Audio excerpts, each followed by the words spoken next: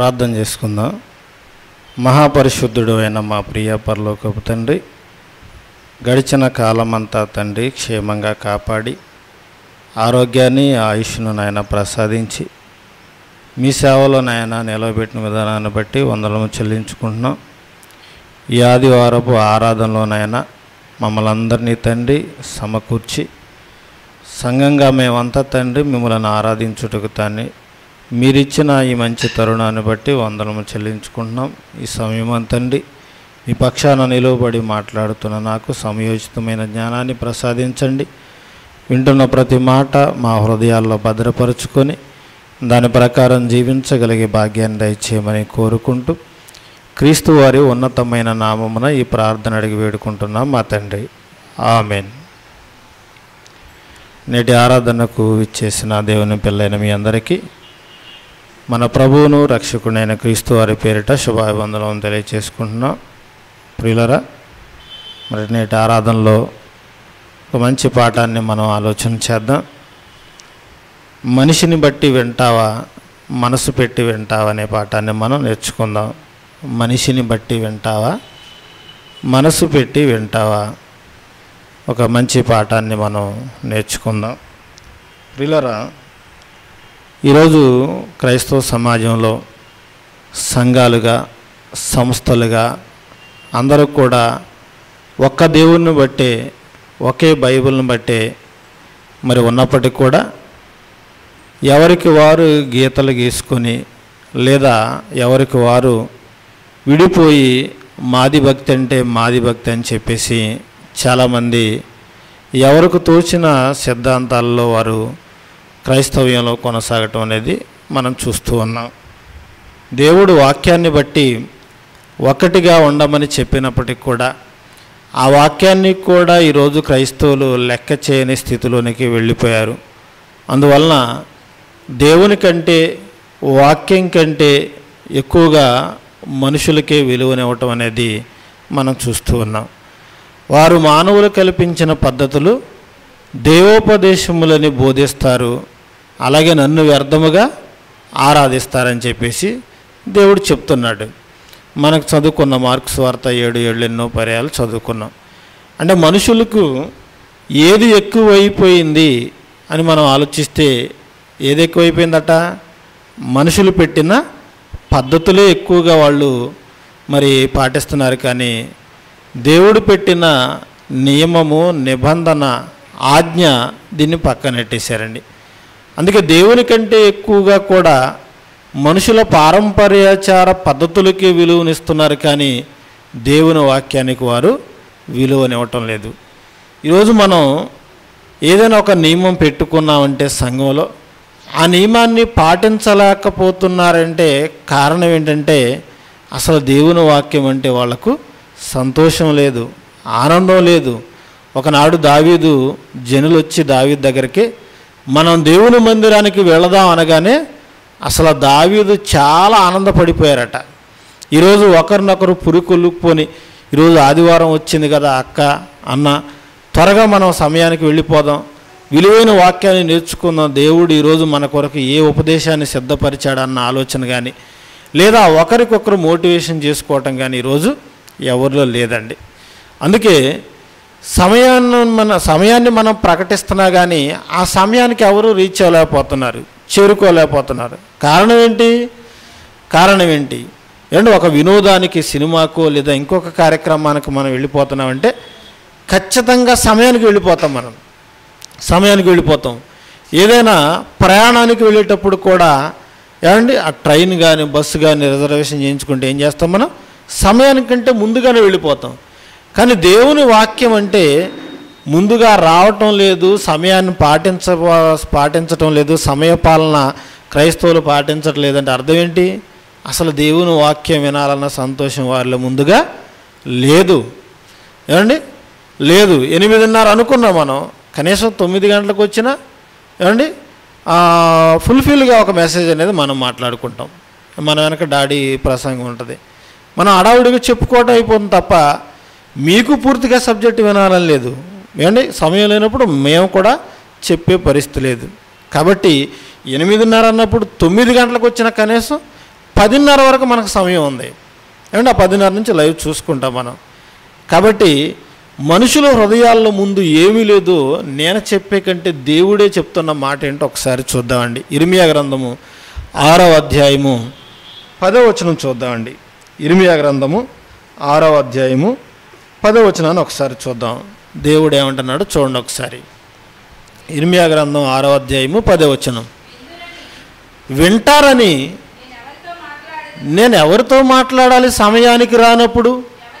ఏమండి, సమయానికి ఎవరు రానప్పుడు ఇక్కడ సేవకుడు అక్కడే నిలబడి వింటారని ఎవరితో మాట్లాడాలి? ఏమండి, ఎవరు లేనప్పుడు ఆ గోడలకు చెప్పాలా? చెప్పండి. వింటారని నేను ఎవరికి చెప్పాలి? సమయానికి ప్రజలు వస్తే ఆ ప్రజలతో వింటారని మాట్లాడతాం. వాళ్ళే రానప్పుడు వింటారని నేను ఎవరికి చెప్పాలి? ఇంకేమన్నాడు? విందురని నేను ఎవరితో మాట్లాడాలి? నేను ఎవరికి సాక్ష్యం చెప్పాలి? వారు వినుటకు తమ మనసును సిద్ధపరుచుకొనరు కనుక వినలేకపోయిరి.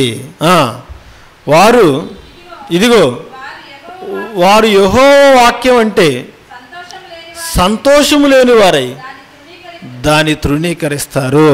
ఏమంటే ఇక్కడ 2 విషయాలు దేవుడు చెప్తున్నాడు. ఏంటంట? మొట్టమొదటి విషయం, నేను సాక్ష్యం ఇవ్వాలన్నా చెప్పాలన్నా ఏమంటే వినటానికి ప్రజలు ఉండాలిగా. వింటారని నేను ఎవరికి చెప్పాలి?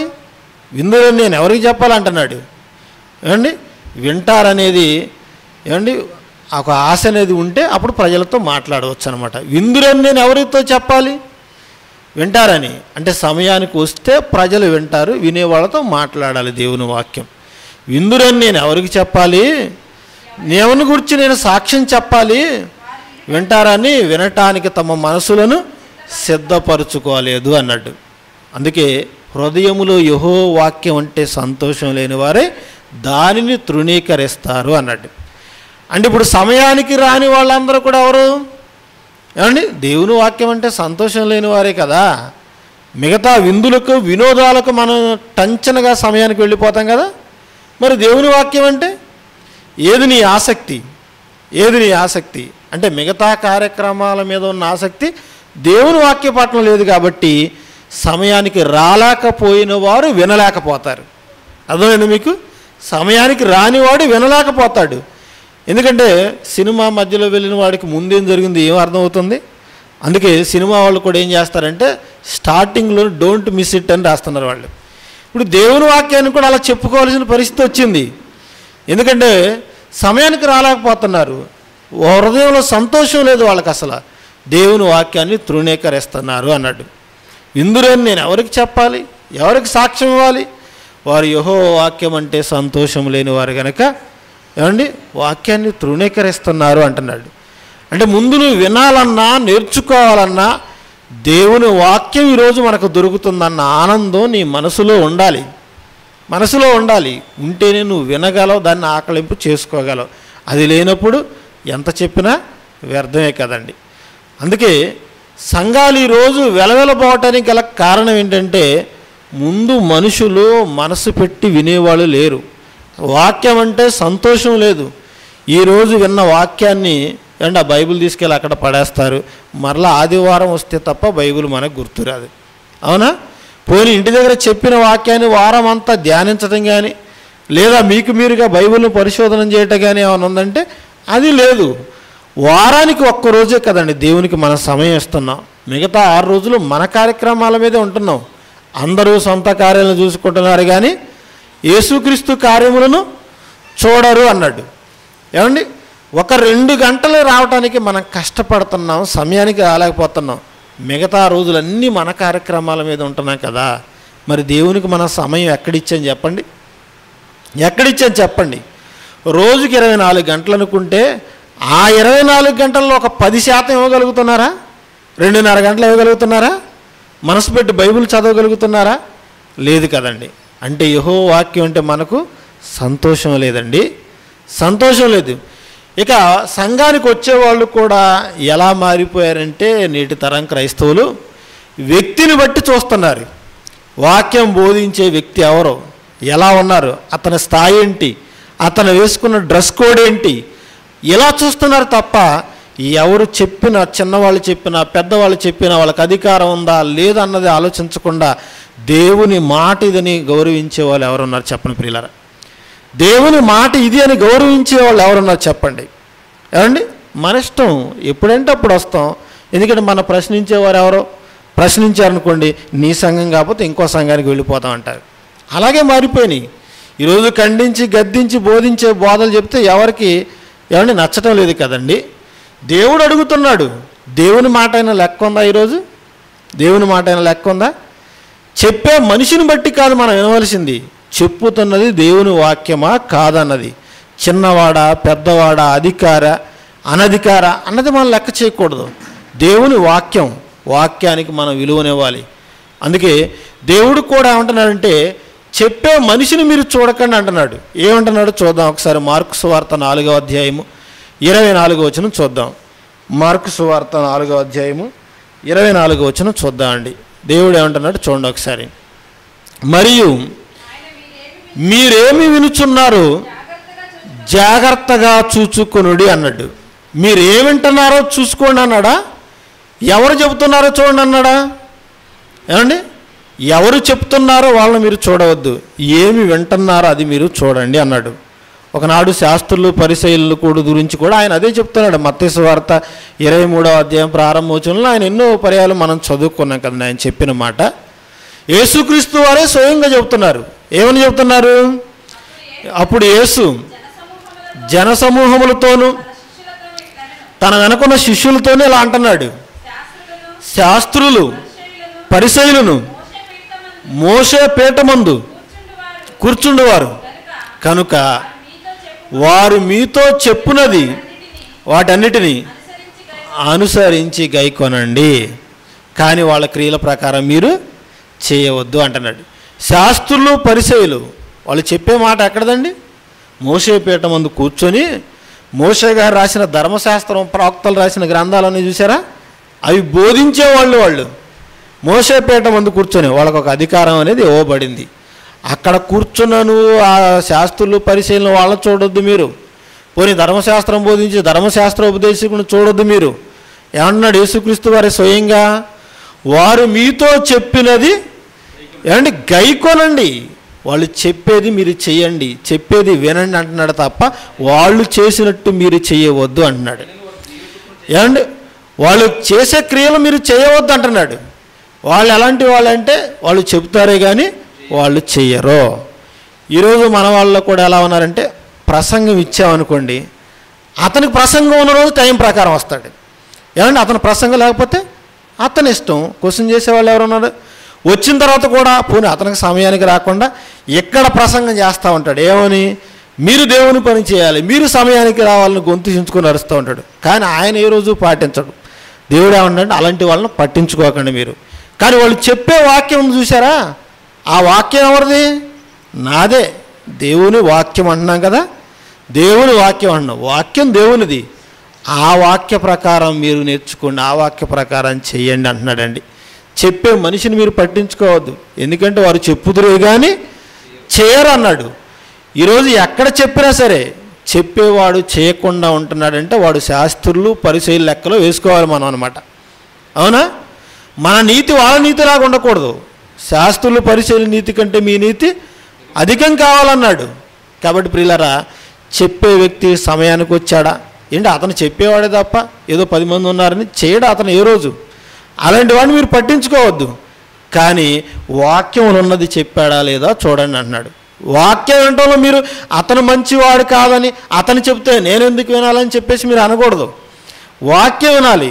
ఎలా వినాలంటే చెప్తున్నాడు చూడండి. నిర్గమాకాండము 15వ అధ్యాయము, నిర్గమాకాండం 15వ అధ్యాయము 26వ వచనం చూద్దామండి. 26వ వచనం చూద్దాం. నిర్గమాకాండం 15వ అధ్యాయము 26వ వచనం చూద్దాం. మీ దేవుడైన యెహోవా వాక్కును శ్రద్ధగా విని ఆయన దృష్టికి న్యాయమైనది చేసి ఆయన ఆజ్ఞలకు విధేయులై అంటున్నాడు. చూసారా, నీ దేవుడైన యెహోవా వాక్కు నువ్వు ఎలా వినాలంటున్నాడు? శ్రద్ధగా వినాలి అంటున్నాడు. అశ్రద్ధగా వినవచ్చా? ఏమండి మనం అంతా కూడా అశ్రద్ధగానే వింటున్నాం. చర్చికి వచ్చిన ఏ రోజు చెప్పిన ప్రకారం చేసేవాళ్ళు లేరు. వచ్చినా విన్నా ఎలా వింటున్నారో వాళ్ళని గురించి కూడా దేవుడు చెప్తున్నాడు. చూడండి, అపోస్తుల కార్యములు 28వ అధ్యాయము 27వ వచనం. వచ్చిన ప్రజలు కూడా ఎలా వింటున్నారో ఆయన చెప్తున్నాడు.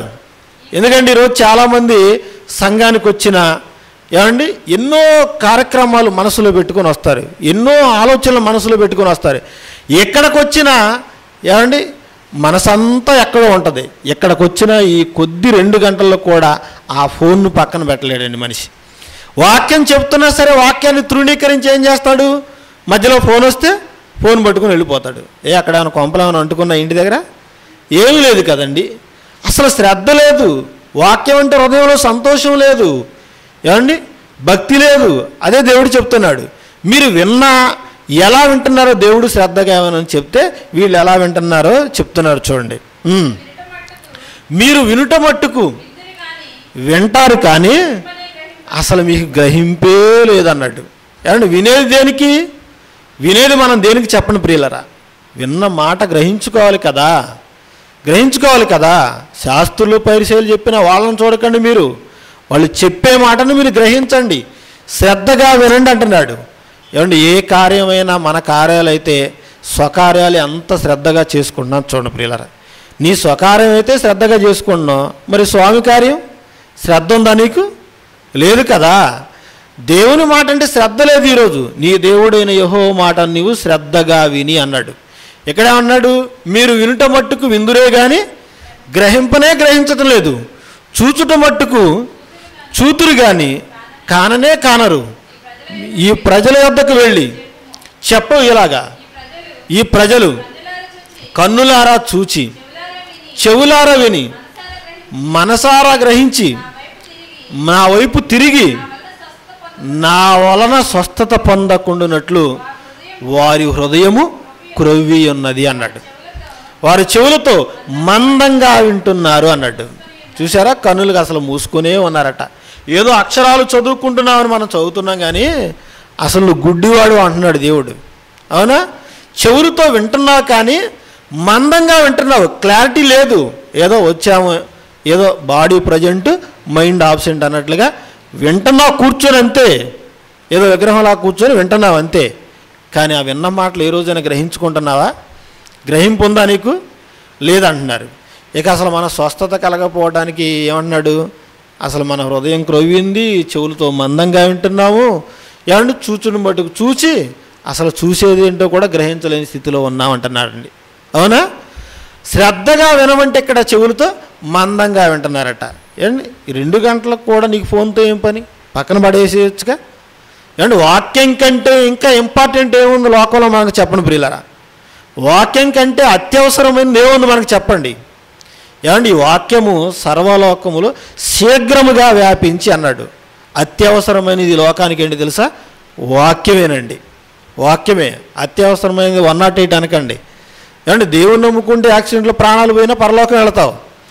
కానీ దానికంటే కూడా అత్యవసరమైంది ఏంటంటే వాక్యం. ఈ వాక్యమే సర్వలోకంలో శీఘ్రముగా వ్యాపించాలన్నాడు దశలోనికి పత్రికలో. మరి ఈరోజు వ్యాపిస్తుందా? వ్యాపారాలు వ్యాపిస్తున్నాయి తప్ప వాక్యం ఎక్కడ వ్యాపిస్తుంది చెప్పండి ప్రియులారా? ఎక్కడ వ్యాపిస్తుంది? మన కార్యాలు ఎంత శ్రద్ధగా చేసుకుంటున్నామో ఇర్మీయా గ్రంథంలో చెప్పాడు కదండి 48:10లో. ఏమండి యెహోవా కార్యమును అశ్రద్ధగా చేయువాడు శాపగ్రస్తుడగునుగాక అన్నాడు. ఏమండి రాసుకున్నాం కదా మనం కూడా వాక్యం. చూడండి ఎన్నోసార్లు మనం చదువుకుంటాం, కానీ మన జీవితంలో ఏ రోజైనా శ్రద్ధ ఉందా? సమయపాలన నువ్వు పాటించగలుగుతున్నావు? అసలు ఎక్కడే దేవుడిని ఇంట్రెస్ట్ చూస్తాడు. ఇంటి దగ్గర పిల్ల పాపలతో గబా బయలుదేరి రావాలండి. ఇశ్రాయేలు త్వరగా నడుము కట్టుకొని వాళ్ళందరూ ఎందుకొని వెంట పెట్టుకొని వెళ్ళిపోన్నాడు. దేవుడు చెప్పిన సమయాన్ని పాటించాలి. చెప్పుతున్న మనిషి ఆహార్యాన్ని చూడకూడదు. ఈరోజు సూట్ వేసుకున్నాడా, బూట్ వేసుకున్నాడా, లేదా ఎలాంటి మరి డ్రెస్ కోడ్ వేసుకున్నాడు అన్నది చిన్నవాడు చెప్తున్నాడా, పెద్దవాడు చెప్తున్నాడా, ఇది చూడకూడదండి. మనం ఎలా చూడాలి? వాక్యాన్ని చూడాలి, శ్రద్ధగా వినాలి దేవుని మాట. అయితే అపోస్తుల కార్యాలు 17వ అధ్యాయము 11వ వచనం చూద్దామండి. అపోస్తుల కార్యాలు 17వ అధ్యాయము 11వ వచనాన్ని ఒకసారి చూద్దాం. చదవండి. వీరు దెస్సలోనికలో ఉన్న వారి కంటే ఘనులై ఉండిరి గనుక ఆసక్తితో వాక్యాన్ని అంగీకరించి పౌలును శీలయును చెప్పిన సంగతులు అలాగనున్నవో లేవు అని ప్రతిదినము లేఖనములను పరిశోధించుచూ వచ్చిరి అన్నాడు. చూసారా, వీరు దెస్సలోనికలో ఉన్న వారి కంటే గనులు అన్నాడు. వీరు అంటే ఎవరండి? వారు వీరు అంటే ఏమండి? దెస్సలోనికలో ఉన్న వారి కంటే గనులుగా ఉన్నారట. వారు? బెరయా వాళ్ళండి. ఏమండి? బెరయా సంఘస్థులట దెస్సలోనికలో ఉన్న వారి కంటే మంచి పేరు సంపాదించారట. దేవుని దృష్టి గనులుగా ఎంచబడ్డారు వాళ్ళు. ఎందుకు వారు అంత ఘనమైన పేరు తెచ్చుకున్నారు, సంపాదించుకున్నారంటే వాళ్ళు మనుషులను చూడలేదు. వాళ్ళు ఎవరిని చూశారు? వాళ్ళు ఏమండి? పౌలు శీల అంటే ఎవరండి? వాళ్ళు 3 ఖండాల్లో సువార్త ప్రకటించిన వాళ్ళండి. ఏమండి? వాళ్ళు ఎన్నో దేశాలు ప్రయాణం చేసి సువార్త చెప్పిన వాళ్ళు ఇంటర్నేషనల్ స్పీకర్స్ వాళ్ళు.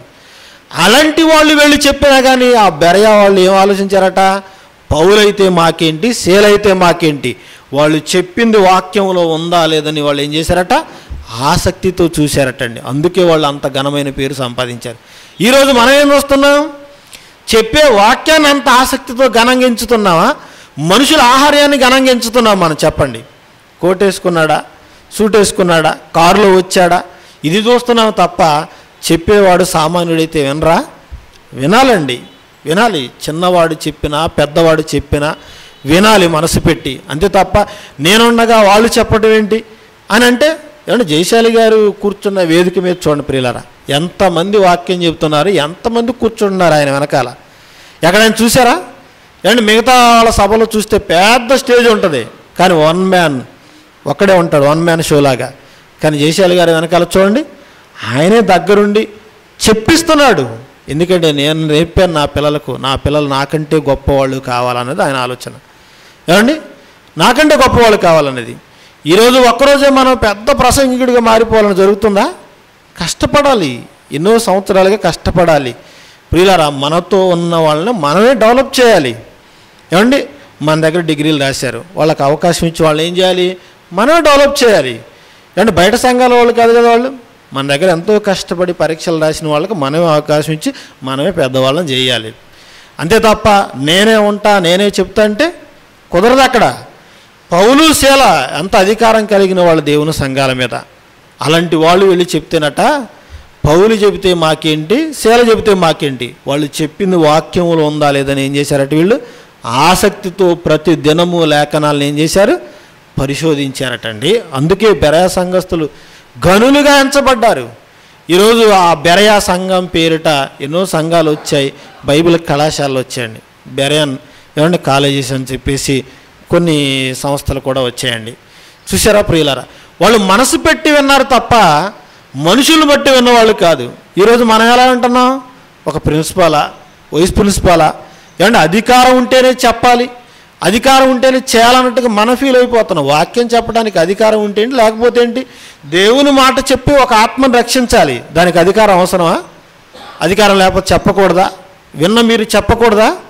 ఏమంటే ఎంతమంది చెప్తున్నారు చెప్పని ప్రియుల? చదువు లేని వాళ్ళు సైతం దేవుని గురించి గొప్పగా చెబుతున్నారండి. భాష లేని ఆకాశము, ఏమంటే ఆకాశములు సైతం దేవుని మహిమను వివరిస్తున్నాయి. దానికి భాష ఎందుకు చెప్పండి ప్రియులారా? అంటే దేవుని విషయంలో మనం, వాక్యం విషయంలో మనం మనసు పెట్టి వినాలి తప్ప చెప్పుతున్న మనుషులను మనం పట్టించుకోకూడదు. అలా అయితే మనం చెవులతో మందంగా ఉంటున్నాం, ఏదో లోకంలో విలువనిస్తున్నాం అన్నమాట. అలాంటి వాళ్ళ మనసులో భేదాలు పెట్టుకుని ఎలా ప్రవర్తిస్తారో దేవుడు చెబుతున్నాడు. చూడండి, యాకోబు గారు రాసిన పత్రిక, యాకోబు గారు రాసిన పత్రిక మొదటి అధ్యాయము 23-24 వచనాలు చూద్దామండి. ఎవడైనను వాక్యము వినువాడై ఉండి దాని ప్రకారం ప్రవర్తింపని వాడైతే వాడు అద్దములో తన సహజ ముఖమును చూచుకొని మనుషుని పోలి ఉన్నాడు. వాడు తను చూచుకొని అలా బయటికి వెళ్ళగానే తానెట్టివాడు తన రూపాన్ని తానే మరిచిపోతాడు. ఏమండి? వాక్యం విని దాని ప్రకారం ప్రవర్తించకుండా ఉంటే దాన్ని గైకొనకుండా ఉంటే, ఇందాక నేను చదువుకున్నాక శాస్త్రులు పరిచయులు చెప్పిన మాటలు వినండి, గైకొనండి, కానీ వాళ్ళ క్రియల ప్రకారం చేయకండి అన్నాడు. ఇప్పుడు అద్దంలో ముఖం చూసుకున్నవాడు కూడా అలా బయటికి పోగానే ఏమైపోతుంది, వాడు రూపాన్ని వాడు మరిచిపోతాడు. ఏమండి, అద్దంలో చూస్తున్నాను సేపు మన ముఖం బాగుంది, అది బాగుంది, ఇది బాగుంది అని అనుకుంటాం. అలా అద్దం నుంచి ముఖం బయటికి పెట్టగానే నువ్వు ఎలా ఉన్నావో నువ్వే మరిచిపోతావు. వాక్యాన్ని విని కూడా దాన్ని గై కొనకపోతే తన సహజ ముఖాన్ని పోల్చుకోలేని వాడితో సమానుడు అంటున్నాడండి దేవుడు. పోల్చుకోలేని వాడితో సమానుడు అన్నాడు. ఇతను దేనికి ప్రియారిటీ ఇస్తాడంటే, ఏమంటే వాక్యం విని దాన్ని గై కొన్నవాడు, దాని ప్రకారం జాగ్రత్తగా చూసుకున్నవాడు ఎలాంటి కార్యక్రమాలకు ప్రియారిటీ ఇస్తాడంటే చెప్తున్నాడు. చూడండి, 2వ అధ్యాయము 2వ వచనం చూద్దాం. 2వ అధ్యాయము 2వ వచనం మొదటి నుంచి కూడా చూద్దామండి. మొదటి నుంచి చూద్దాం. నా సహోదరులారా, మహిమా స్వరూపియగు మన ప్రభు అయిన యేసుక్రీస్తును గూర్చిన విశ్వాస విషయంలో మోమాటం గలవారై ఉండకండి. ఎలాగనక బంగారు ఉంగరం పెట్టుకొని మంచి బట్టలు ధరించుకొని ఒకడు మీ సమాజ మందిరంలోకి వచ్చినప్పుడు మురికి బట్టలు కట్టుకుని ఒక దరిద్రుడు వస్తాడట. లోపలికి వస్తే ఇప్పుడు మీరు ఏమంటారంటే, ప్రశస్త వస్త్రం ధరించుకున్న వాడిని చూచి సన్మానించి నువ్వెక్కడ మంచి స్థలం ముందు కూర్చుండుము చెప్పి ఆ దరిద్రంతో నీవక్కడ నిలువమని, లేక ఇక్కడ నా కాళ్ళ దగ్గర దిగువను కూర్చుండుమని, నా పాదపీఠం దిగువను కూర్చుండమని చెప్పిన యెడల మీ మనసుల్లో భేదములు పెట్టుకొని మీరు దురాలోచనతో విమర్శ చేసిన వారగుదురు కదా అన్నాడు. చూసారా, మనసులో ఎలాంటి భేదం ఉంటుందట? ఎలాంటి భేదం ఉంటుంది చెప్తున్నాడు. వీళ్ళు మనసు పెట్టి వినేవాళ్ళు కాదు. ఎలా వింటున్నారంటే వీళ్ళు మనుషులను బట్టి వినేవాళ్ళు అనమాట. అంటే మనుషులకు ప్రియారిటీ ఇచ్చేవాళ్ళు అనమాట. ఒకవేళ వాక్యం చెప్పడానికి వచ్చారు ఒక వ్యక్తి అనుకుందాం. ఆ వ్యక్తి ప్రశస్త వస్త్రమును పెట్టుకొని బంగారు ఉంగరం పెట్టుకొని వచ్చాడనుకోండి, ఇప్పుడు అతను ఏం చేస్తారట? సన్మానించి నువ్వు ఇక్కడ మంచి ప్లేస్లో కూర్చో అంటారట. ఏమంటే మంచి ప్లేసులో అగ్రపీఠాన్ని ఇస్తారు, అగ్రతాంబూలం. ఏమంటే మురికి బట్టలు కట్టుకొని వచ్చాడు అనుకోండి, వాడు దేవుని వాక్యం చెప్పగలిగిన సామర్థ్యం ఉన్నవాడు అనుకుందాం, అతనికి ఇస్తారా? ఎవరు కదండి. పోనీ అతను మాట చెప్తే చెల్లుతుందా? చెల్లదు కదండి. ఎవరికి ఎక్కువ ప్రియారిటీ ఇస్తున్నారు? బట్టలకు బంగారానికి తప్ప అక్కడ వాక్యానికి విలువ లేకుండా పోయిందండి. దేవుడు అన్నాడు, నీ దేవుడైన యెహోవా వాక్కును నువ్వు శ్రద్ధగా వినమన్నాడు తప్ప అతను మంచి బట్టలు కట్టుకున్నాడా బంగారం పెట్టుకున్నాడా అనేది చూడమని దేవుడు చెప్పలేదు. ఇప్పుడు ఈ మనసులో ఏముందంటే మనుషులకు భేదం ఉందంటున్నాడు. నాకు అధికారం ఉంది కాబట్టి నేనే చెప్పాలి, నీకేం అధికారం ఉంది నువ్వు చెప్పడానికి? ఇది మనసుల్లో భేదం అన్నమాట ప్రియులారా. అందుకే నువ్వెక్కడ కూర్చో, ఆ మురికి బట్టలు కట్టుకున్నావని నువ్వు అక్కడ నిలువు అన్నాడు. ఏమంటే భేదవాడైనా మురికి బట్టలు కట్టుకున్న తనకున్న జ్ఞానంతో పట్టణాన్ని కాపాడగలిగిన శక్తి సామర్థ్యాలు ఉంటాయండి అతనికి. పేదవాడైతే ఏంటి, అతని దగ్గర జ్ఞానం ఉంది, ఆ జ్ఞానం చేత పట్టణాన్ని కాపాడగలడు అతను. కానీ పట్టణాన్ని కాపాడిన అతని జ్ఞానాన్ని గుర్తించదండి సమాజం. ఎందుకంటే మంచి బట్టలు లేవుగా, బంగారం లేదుగా, అధికారం లేదుగా, అదే చూస్తుంది సమాజం. అందుకే దేవుడు ఏమన్నాడంటే, చెప్పుతున్న వారిని నువ్వు పట్టించుకోదు, మనసు పెట్టి విను, మనుషుల సంగతి నీకెందుకు, మనుషుల సంగతి నీకెందుకు అన్నాడు. ఒక మాట చూద్దామండి. ప్రసంగి గ్రంథము 9వ అధ్యాయము, ప్రసంగి గ్రంథం 9వ అధ్యాయము 13వ వచనం చూద్దామండి. 13వ వచనం చూద్దాం. ప్రసంగి గ్రంథం 9వ అధ్యాయము 13వ వచనం చూద్దాం. మరియు ఇది జ్ఞానమని తలంచాను, ఇది నా దృష్టికి గొప్పదిగా కనబడింది. అది ఏంటంటే, ఒక చిన్న పట్టణం ఉంది, దాని యందు కొద్దిమంది కాపురం ఉన్నారు. దాని మీదకి గొప్ప రాజు వచ్చి దాని ముట్టడి వేసి దాని ఎదుట గొప్ప బురుజులు కట్టించను. అయితే అందులో జ్ఞానము గల ఒక భేదవాడుండి తన జ్ఞానం చేత ఆ పట్టణమును రక్షించను. అయినను ఎవరిను ఆ భేదవారిని జ్ఞాపకం ఉంచుకొనలేదు అన్నాడు. ఏమంటే పేదవాడు వచ్చట పట్టణాన్ని కాపాడిన, ఆ పట్టణంలో ఉన్న ప్రజలందరి ప్రాణాలు కాపాడబడినా అసలు ఆ భేదవాడిని ఎవరూ లెక్క చేయలేదట. అదే ప్రశస్త వస్త్రములు కట్టుకొని బంగారు ఉంగరం పెట్టుకుంటే వాడిని గుర్తుపెట్టుకునేవాళ్ళు, వాడిని గణపరిచేవాళ్ళు. కానీ భేదవాడు కదా, అధికారం లేదు కదా, డబ్బు లేదు కదా, బంగారం లేదు కదా.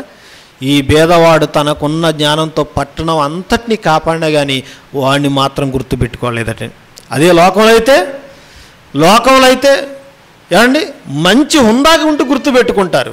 ఒకనాడు ఒక రాజ్యాన్ని జయించడానికండి శత్రుమూకలన్నీ కూడానండి నదిలో ఆ పడవలు వేసుకుని వచ్చి రాజుగారి కోటను ముట్టారండి. చిన్నప్పుడు పుస్తకాలు చదువుకున్నాం.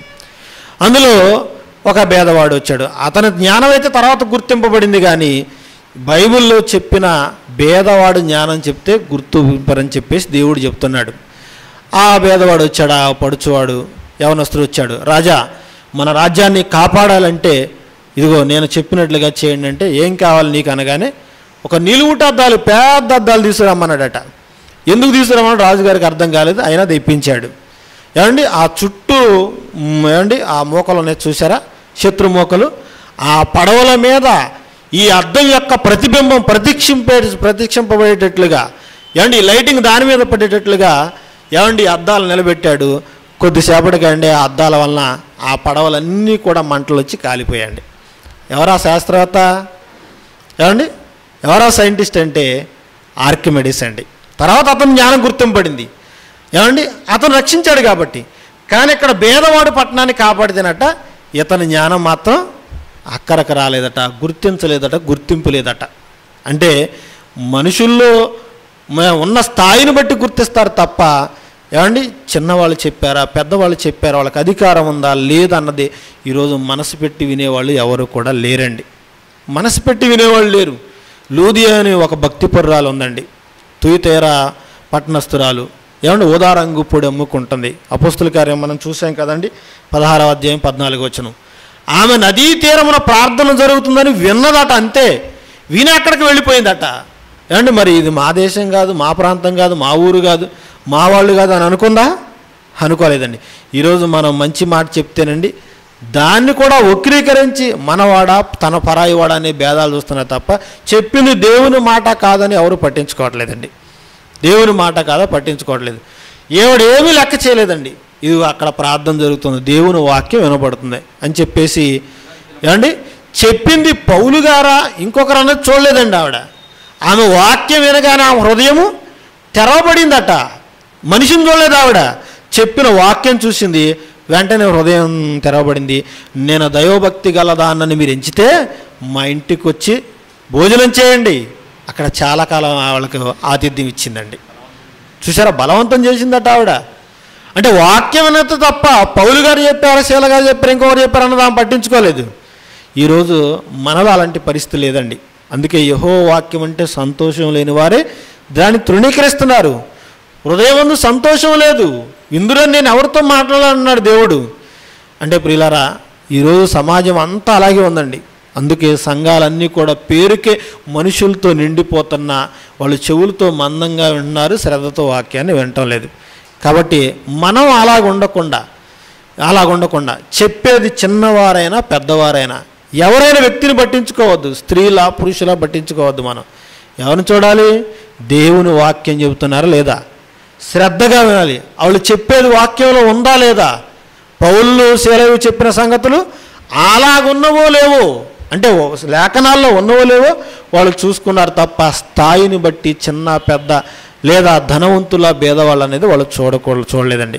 కాబట్టి మనము కూడా దేవుని దృష్టి గనులుగా ఎంచబడాలంటేనండి ఏమంటే మనిషిని బట్టి కాదు, మనసుని బట్టి వింటే మనం దేవుని దృష్టి గొప్పవాళ్ళగా ఉంటాం. ఇంకా ఉంది ఈ పాఠం అండి. ఎందుకంటే మీరు సమయానికి రాలేదు. ఏ పాఠం చెప్పాలన్నా కనీసం 1 గంట సమయం ఉంటేనే మనం చెప్పగలం. కాబట్టి మరి మన వెనక డాడీ ఉన్నారు కాబట్టి లైవ్ వినాలి. కాబట్టి సమయం వచ్చినప్పుడు మరలా ఈ పాఠాన్ని కొనసాగించుకుందాం, ఇంతటితో ముగించుకుందాం, ప్రార్థన చేసుకుందాం అండి. మమ్మల్ని మిక్కిలిగా ప్రేమించిన మా కన్న తండ్రి, ఇదిగోనైనా the college of Bible technology ఈ తిరువూరు ద్వారా తండ్రి ఈ పరిసర ప్రాంతాల సువార్త వ్యాపించడానికి మరి ఈ ప్రాంతాన్ని అయినా మాకు అనుగ్రహించారు. అందును బట్టి కృతజ్ఞతలు తండ్రి. ఈ సంఘం ద్వారా ఇంకా వాక్యం బయలువెడలి అనేక ఆత్మలు రక్షించే శిక్షణ కేంద్రంగా మలచమని కోరుకుంటున్నాం. కూడి వచ్చిన బిడ్డలందరినీ జ్ఞాపకం చేసుకోనండి, ఆరోగ్యాలతో దీవించండి. ఇదిగో మరలా వచ్చే వారం వరకు తండ్రి మమ్మల్ని అందరినీ క్షేమంగా కాపాడమని కోరుకుంటున్నాం. మమ్మల్ని అందరినీ వాక్యంలో పెంచుతున్న మా తండ్రి గారు జయశాలి గారికి మంచి ఆరోగ్యాన్ని ఆయుష్నివ్వండి. యూనివర్సిటీలో పెద్దలందరినీ ఇదిగో నేను దీవించండి. ఇదిగో నేను వారి పరిచర్యలో తోడుగా ఉండండి. మేమంతా తండ్రి ఐక్యంగా ఉండి తండ్రి మీ నామాన్ని ఘనపరిచి పరలోక పౌరులుగా తీర్చబడగలుగుట కృప అనుగ్రహించమని కోరుకుంటూ క్రీస్తు వారి ఉన్నతమైన నామమున ఈ ప్రార్థన అడిగి వేడుకుంటున్నాం మా తండ్రి. ఆమెన్. అందరికీ వందనాలు.